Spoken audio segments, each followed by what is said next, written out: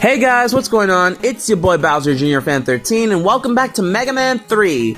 Alright, we're in the halfway stretch, folks, so let's go ahead and take down the next Robot Master for today's part, Sparkman!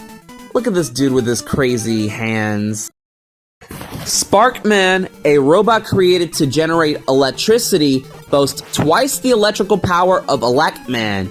Damn, get wrecked, Electman. Nah, I'm just kidding. Breakman stole Sparkman and modified him into a battle robot in order to further his own schemes. Sparkman is an effective fighting robot, but a glitch in his cognitive circuits causes him to be absent-minded when he's not on the battlefield. Sparkman is kind to his comrades and always offers to recharge their energy. However, his forgetful nature makes him a frequent target of jokes. Ah, I take it he's the Robot Master that gets bullied, huh? Damn. He likes catfish and eels and hates being lonely.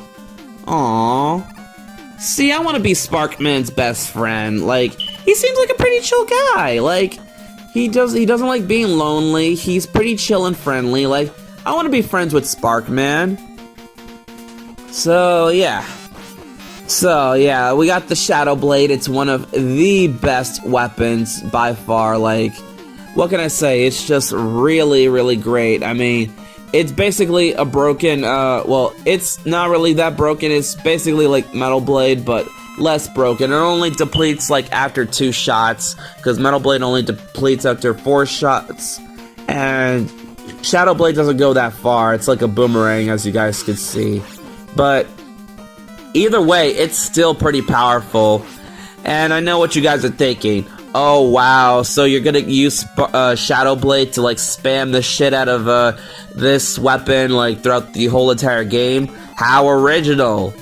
Well, I mean, I can't help it. If the game is allowing me to be a cheap cheating bastard, then let me have my fun. Let me be a cheap cheating bastard, because it's just so cool to like spam the shit out of a broken weapon throughout the whole game.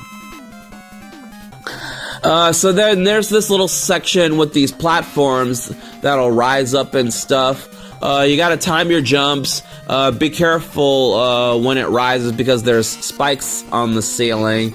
And there are these little screw enemies that'll pop up too. So you wanna time your jumps and your shots and make sure you don't die. So yeah. Anyways, Sparkman, he's really easy to deal with. He'll just jump around, most of the time. He'll shoot his, little sparks and his Spirit Bomb spark, and I just beat him so easily because I just spammed Shadow Blade. Like, he's really that simple, but if you don't have Shadow Blade to spam, he can be a bit, tedious.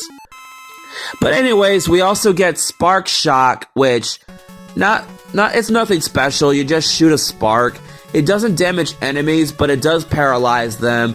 So it's basically Ice Slasher, but you can't switch weapons when your enemies are paralyzed, so that's one downside. But yeah, I'm sorry if I sound like that. I kind of sound a bit sick during the week, so I apologize if my commentary is a little iffy. But yeah. Anyways, now we're going to be taking on Needleman. Needleman was created to whittle away rocks in mining operations. His basic design and attack pattern were influenced by previous Robot Masters.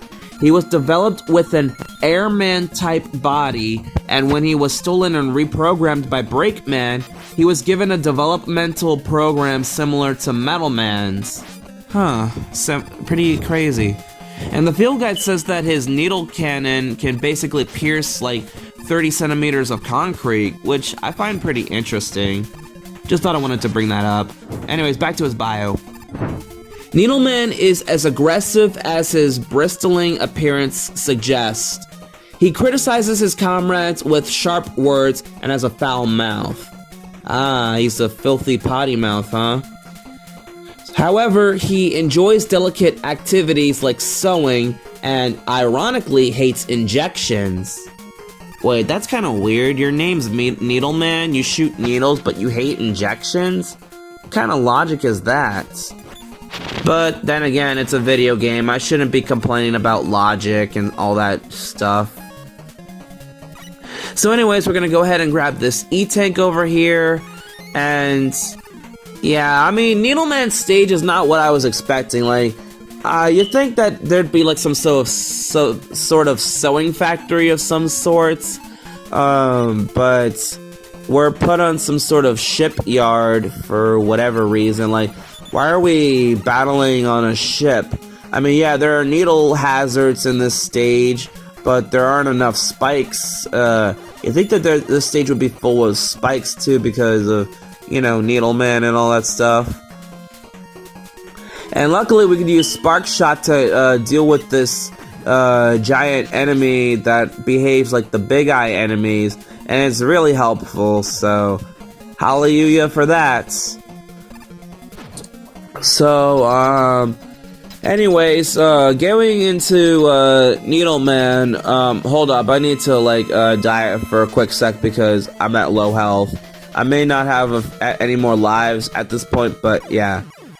Anyways, going into Needleman's battle, here's what I kind of like. I like how, when you start up the fight, Needleman doesn't do anything, like, if you're not even moving, like, at all. He just stands there menacingly, but once you start shooting or moving, that's when the battle starts.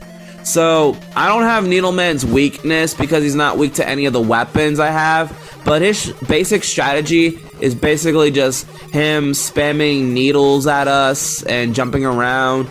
If he gets up close to you, he'll try to hit you with his giant needle head, and it can be a bit of a problem, so you want to watch out for that, and I just died. And folks, this is where I got a game over. Yep, a game over in my favorite Mega Man game.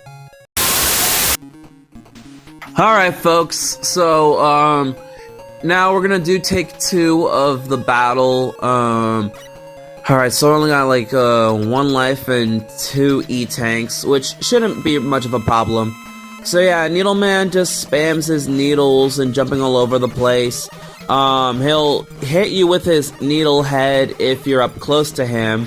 But just time your shots and keep your distance too, because Needleman will try to jump where you're at, so just be careful, folks.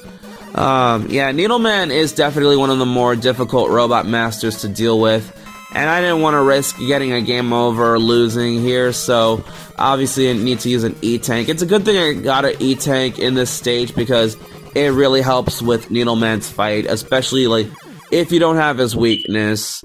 Because he's weak to the other Robot Master, not any of the 5 Robot Masters we fought previously.